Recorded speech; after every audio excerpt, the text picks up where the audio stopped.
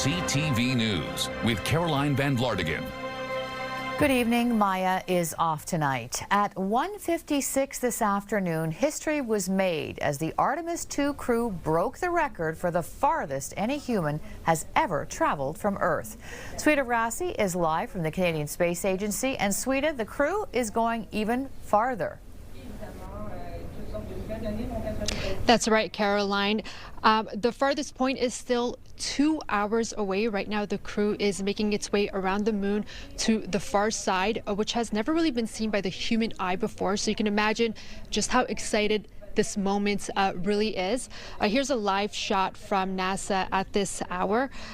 Just to give a quick recap, the crew launched on April 1st. So it's a 10-day space test mission to make sure that the Orion spacecraft is working well and the systems work well for future space missions.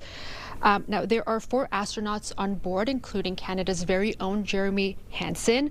And because of him, Canada now is the second country in the world to have an astronaut go to the moon, a milestone for all of us, really. And so here's a breakdown of the timeline for today.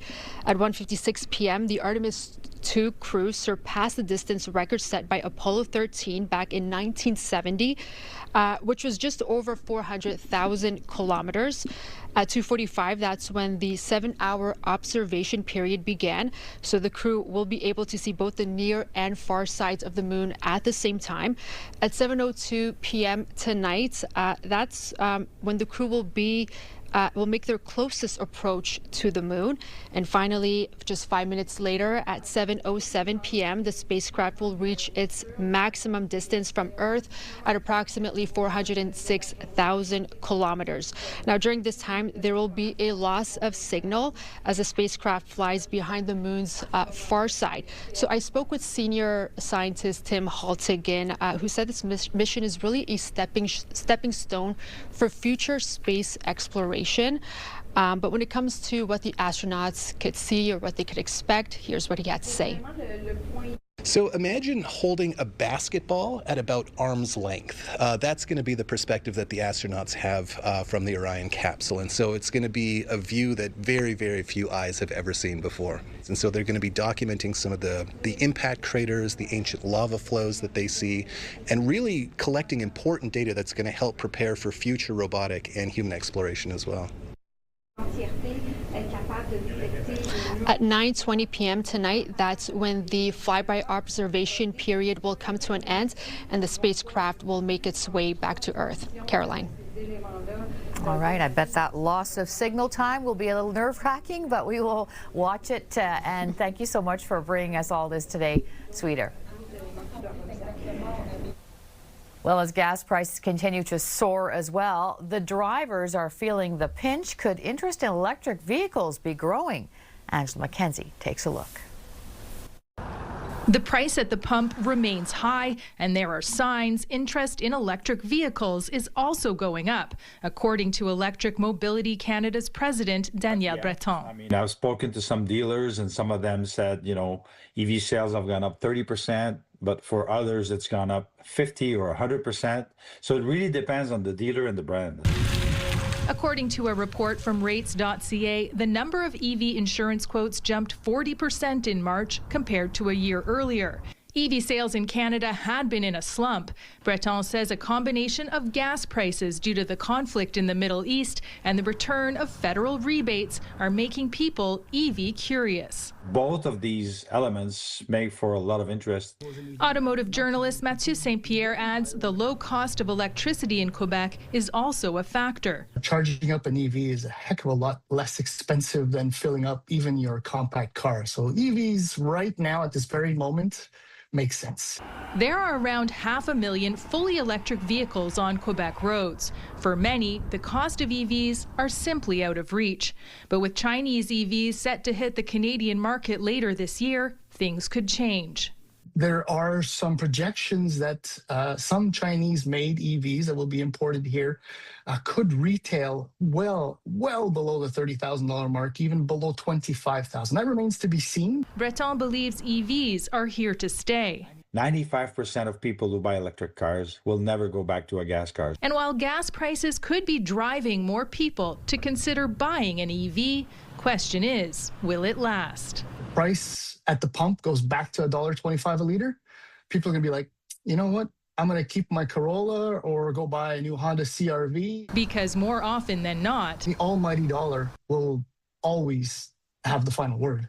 Angela McKenzie, CTV News.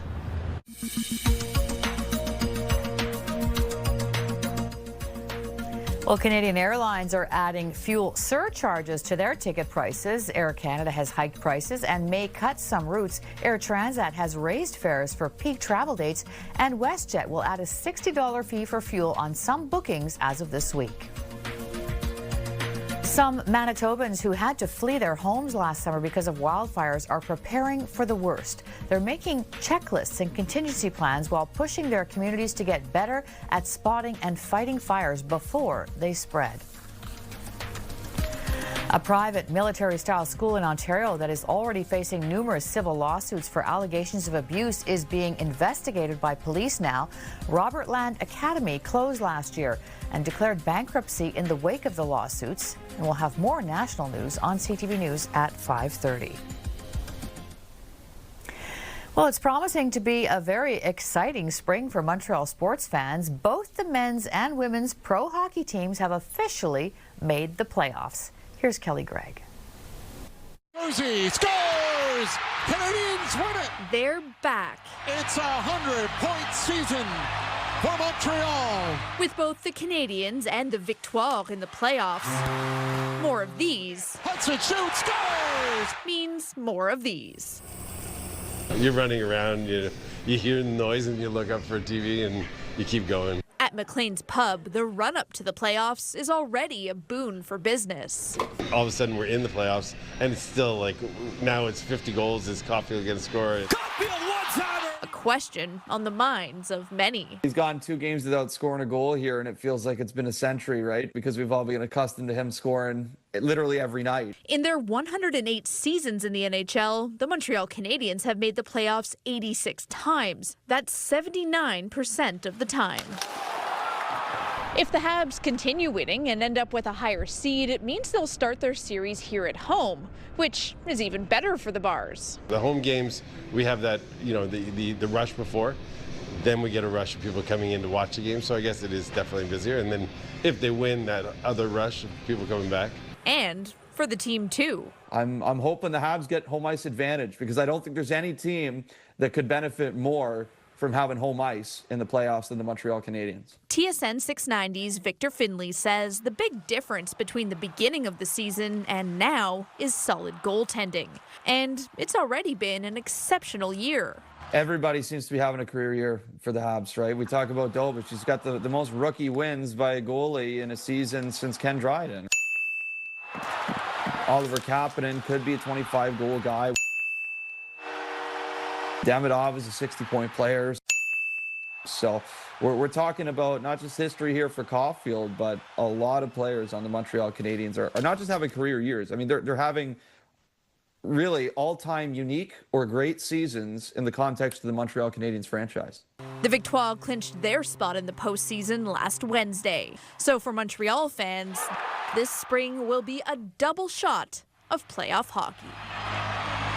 Kelly Gregg, CTV News. Weather brought to you by Gratian Scaff. Second pair is a gift event including designer frames. A second pair free for a limited time. Well, Lauren, I think I saw the sun poke out just a little bit today. Was I imagining it, or did that really happen? Very briefly earlier on in the day, yes. And, it's really hard to tell what season it is. And based off of Kelly's story, I'm going to go with it's just playoff season. And I think we're all happy with that, right? Yes. Yeah, so we will continue to see colder than seasonal temperatures again tomorrow. So today we only hit a daytime high of 4 degrees, and we would typically be around 8. Right now, it looks like we're sitting at that daytime high. And on top of that, we are seeing winds tonight, gust quite significantly up to 50 kilometers an hour. Right now it's coming from the west and we're seeing it at 30, but we can experience winds gusting up to 40 for the next hour or so. Here's what else we're forecasting overnight. We'll start to see increasing cloud, a brief moment of some clearing just before midnight, but into the early morning hours we see more clouds move in, and that's ahead of some snow, light snow. Yes, I am saying snow right now. With that, we're expecting pretty much going to impact our morning commute. By noon, that system pushes eastwards. Montreal will start to see more clouds move in, and we could see a little bit of sunshine peeking through just before sunset. And then into our Wednesday, though, the good news is that we are expecting a nice day there. So I did sort of tease that we are going to have another cold day tomorrow, but yes, how cold? Below zero, and we could see around 2 centimeters of snow in the morning. 5 degrees will be our daytime high on that sunny Wednesday. Come Thursday, though, we are going to hit 15 degrees, so certainly mild with a mix of sun and clouds. And still ahead, when will 2 families be allowed to return home after a fire on Saint Laurent? Plus, a contender to be Quebec Premier gets some high-profile support. Menswear provided by Ernest. Elevate your style with Ernest. Welcome back. Dozens of firefighters rushed to Saint Laurent just north of Sherbrooke this afternoon when a vacant building caught fire. The fire broke out around 1 p.m. in a building that was already mostly demolished, and flames quickly spread to the adjoining apartments. 2 families had to evacuate their homes but may be able to return later this evening. Firefighters say they got the fire under control within 2 hours and no one was hurt. Bernard Drinville is getting some support in the final week of the CAQ leadership race. Cabinet Ministers Simon Jolin Barrette, Sonia Bélanger, and Jonathan Julien all said today that they want Drinville to be the party's next leader. The endorsement comes just days after Julien chastised Drinville for his criticism of the Quebec City Tramway project, but Jolin Barrette said that Drinville was the best suited to promote nationalist views. He's the one that will be able to pursue our heritage on what we did on the third way, about the fact to defend our values, our autonomy inside Canada, our rights. The other candidate, Christine Fréchette, has support from a greater number of MNAs, and the new leader will be chosen on Sunday. A small town in the Upper Laurentians is taking on the Quebec government for $12 million for failing to properly maintain a local dam that forced a last-minute evacuation. Residents of Chute-Saint-Philippe near Mont-Laurier were evacuated because there was fear that the local dam was about to collapse. The town filed a $12 million lawsuit against the government for the costs related to the evacuations, a case that could resonate all across the province. The opinion of many people, including some engineers from Quebec government itself, are saying that those infrastructures are not safe. Quebec government are not providing the sufficient resources in order to keep them secure. And yeah, it's clearly a Quebec problem, way bigger than Chute-Saint-Philippe, that's for sure. And the mayor of Chute-Saint-Philippe says his town is not equipped to properly notify and evacuate everyone should the dam give way. U.S. President Donald Trump is warning Iran that he will order strikes on bridges, power plants, and other civilian infrastructure if Iran does not reopen the Strait of Hormuz by tomorrow evening. They have till tomorrow. Now we'll see what happens. I can tell you they're negotiating, we think, in good faith. We're going to find out. We're getting the help of some incredible countries that want this to be ended because it affects them also. A lot of people are affected by this, but we're giving them till tomorrow, 8 o'clock Eastern time, and after that, they're going to have no bridges, they're going to have no power plants. Stone Ages, yeah.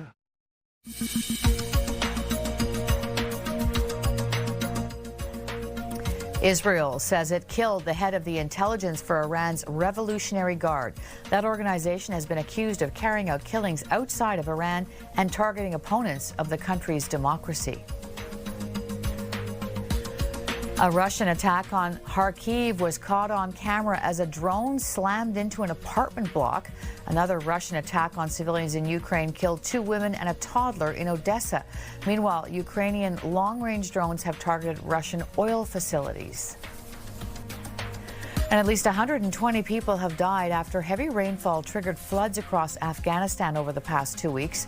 More warnings are in place this week as another wave of storms is expected. And we have more international news on CTV News at 5:30. Still to come, why the Habs are so much fun to watch, and when will number 13 join the 50-plus club?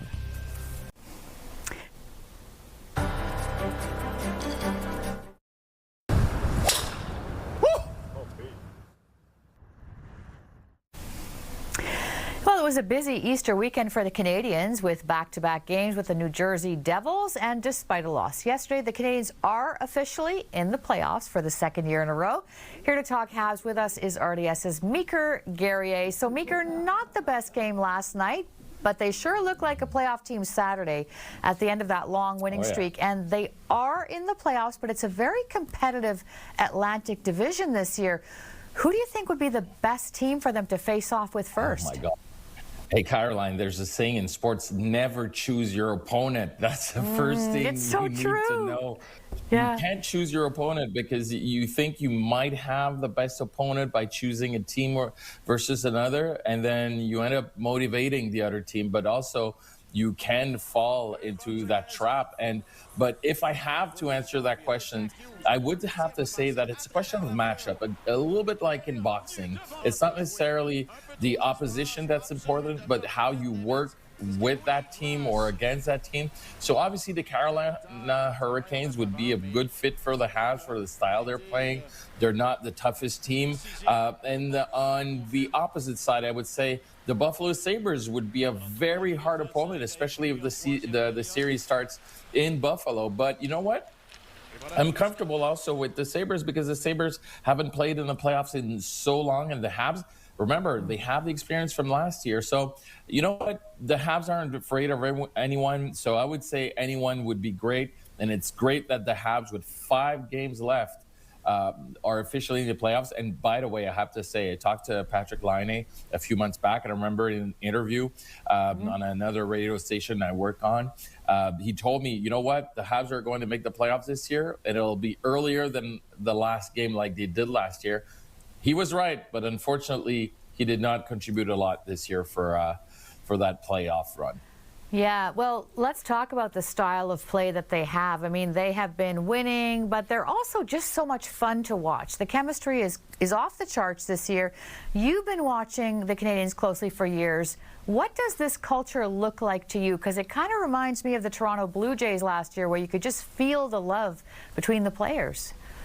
Yeah, you feel the love between the players, but also you feel the leadership of a Nick Suzuki, who's always even keel, very calm player as well, has great chemistry with Cole Caulfield. You saw him, and we're going to have to talk about that 50th goal we're waiting for. But you can feel the chemistry, and there's a solid also culture in that team. And that, to me, is more important than anything else, because you look at the Toronto Maple Leafs, not a Toronto team, and you don't feel like they have that chemistry, but also they have that culture. And in Montreal, they seem to have it, and that will be a good thing for the years to come if they can keep those players, those important players, with the team. Okay, we've got a minute left. We have to talk about Cole Caulfield. He had his hair cut for the game on Sunday. He didn't get, Mr. Saturday Night did not get the goal Saturday. We thought for sure he'd have it last night, but he didn't. How big a deal is this really for him and for the team, Meeker? Well, as you know, Caroline, only 6 players in the Habs' great history of over 115 years have scored 50 goals. I mean, so it's huge. It's huge in the NHL. We talked about it last week. It's a mythical number in the NHL, but also he's running for the Maurice Richard Trophy as well. He's only 2 goals behind Nathan McKinnon. So it's huge, and there's a lot of pressure. It's not just 50 goals. It's 50 goals in Montreal, in the greatest hockey market in the world. And now he has a chance to do it on home ice on top of it. He has the whole week to do it on home ice. So, yeah, it is huge. It is a big deal. And I think it should be a big deal. I understand people that paid a lot of money to be there last night. I was there hoping that he would score his 50th goal and to be a witness of history. But you know what? 3 more games at home this week, and I hope he makes it. And I hope he makes it in the first period tomorrow against the Panthers so we can move on and talk about the playoffs. That's right. And a lot of run on 13 jerseys for sure once that happens. Thanks so much, Meeker. We look forward to when it does happen, though. We'll talk about it. Talk to you next week, Caroline. And still ahead, a sure sign of spring as the greens emerge from under the snow. The Club de Golf International 2000 or 2000 Lacal has opened for its 2026 season. Golfers braved some snowflakes at this morning's tee-off. The 27-hole public golf course located near the border is often the first course in the province to open for the season, but this year golfers had to wait longer than usual. It's the official opening for the season, which unfortunately is 3 weeks later than last year. So we thought spring would never come. A lot of people want to play as soon as the communication went out. Tons of calls within half an hour. Probably the coldest opening one I've been to, but we'll see how it goes. I've been waiting all winter to play. I've been playing indoor all winter, once a week, so I'm really happy to be here today. My season is starting right now, and I feel just in my element. I feel just good. Great. Well, some very brave golfers there, Lauren. Well, yeah, and they're probably very happy, and those who like to ski will be happy because we are expecting more snow. So I know earlier today, Mo Sutton reported an extra 1 centimeter of fresh powder, and they could see even more because, well, certainly here in Montreal, we have a 30% chance of flurries overnight. Tomorrow morning, we'll see an additional 2 centimeters of snow. We'll see cloudy skies into the afternoon with sunny breaks, but below 0 at -1. So if you're a fan of skiing, that's perfect for you. Everybody's happy. That's it for us. Mitsumi will be here at 6 with the latest local news. Now here's Sandy Rinaldo with your CTV National News. Take care.